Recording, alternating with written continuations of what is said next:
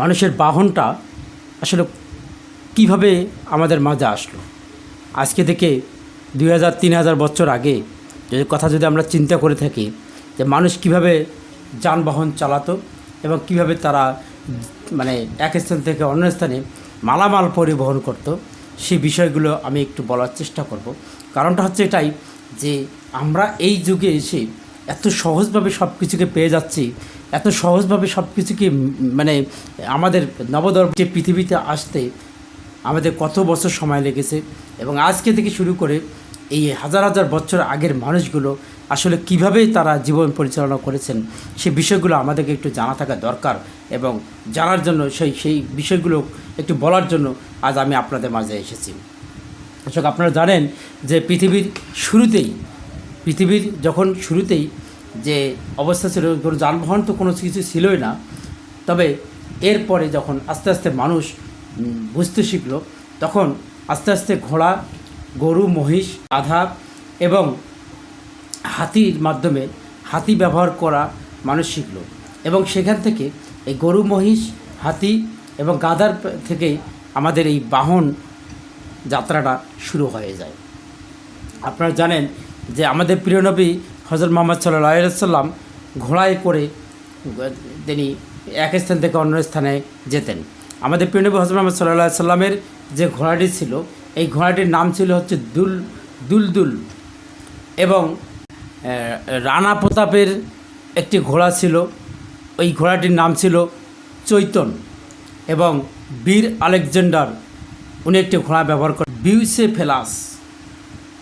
তাহলে বুঝতে পারছেন যুগে যুগে মানুষ কীরকমভাবে বাহন ব্যবহার করেছেন।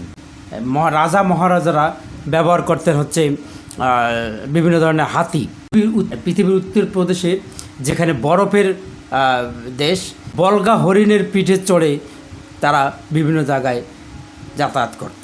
তো হল আসে একসময় পাহাড়ে যারা কাজ করত, যারা পাহাড়ের মধ্যে যারা গাছ কাটত, কাঠুরে যারা, তারা উপর থেকে যখন গাছ কেটে নিচে ফেলে দিত, ঠিক তখনই সেই পাহাড়টাকে তারা ঢালু করে কেটে কেটে কেটে কেটে কেটে কেটে তারা কী করত, এক গুল দিয়ে রাখত এবং এক ধরনের রাস্তা তৈরি করত এবং উপর থেকে তারা কাঠ কেটে সেই কাঠগুলোকে ফেলে দিত এবং ধীরে ধীরে সেই কাঠগুলো হড়হড় দিকে নেমে আসতো এবং মূলত সেখান থেকেই এই চাকা আবিষ্কারের কথা তাদের ভিতরে চলে আসে।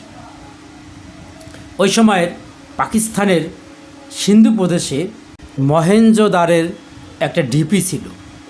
সেই ঢিপিটি খননখানে এক ধরনের গাড়ি পাওয়া যায়, বাহন পাওয়া যায়, যে বাহনগুলোতে ছিল চাকা, আর সেখান থেকে শুরু হয় এই চাকা।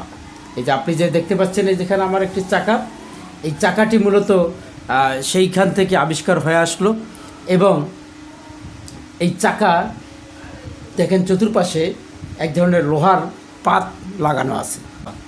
এরপরে কি হলো, এই লোহার পাতটাকে চেঞ্জ করে দিয়ে আস্তে আস্তে টায়ার জাতীয় লাগানো শুরু হলো। এই চাকাটারই যখন চতুর্পাশে টায়ার লাগানো হলো, তখন চাকাটি আর দ্রুত চলাচল করা শুরু করলো এবং এই চাকাকে ঘোরানোর জন্য শুরু হয়ে গেলো বিভিন্ন ধরনের গবেষণা এবং গবেষণা করে আজকে পৃথিবীতে এত ধরনের জিনিসপত্র, এত ধরনের গাড়ি, এত ধরনের বাস, ট্রাক, অটো, রিক্সা, ভ্যান, আমরা এখন রাস্তাঘাটে যত ধরনের বাহন দেখতে পাই, প্রত্যেকটি বাহনেই চাকা। আপনারা দেখবেন এই চাকার আবিষ্কারের ফলে আমরা আজকে এই পৃথিবীতে এত পরিবর্তন নিয়ে আসতে পেরেছি।